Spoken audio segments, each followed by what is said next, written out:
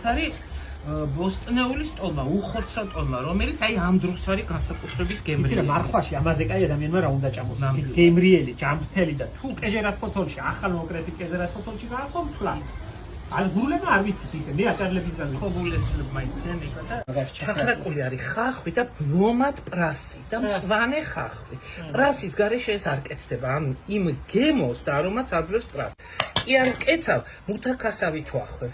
ბოლოებიდან. შენ ხობულეთელი ხომ ხარ? დიახ. იმიტომ გამოგდის მასე კარგად მაიდე. საიცი გინინო? რომელი? პატრონს რომ უთქვია გურიაში, აქანე გაჩერება არ შეიძლება რომ მიადგა, კაცი გაჩერდა უზურგეთის ცენტრში და აქანე გაჩერება არ შეიძლება. მერე? კი ვიცი, აქანე გაჩერება და ცხოვრება რომ არ შეიძლება, მაგრამ საწევიდეო. მომარჯობა ბატონო. ფაში ადამიანი ჯანმრთელს სახს. ლამას. პატარა წვენც უნდა, ხო? კი აბა.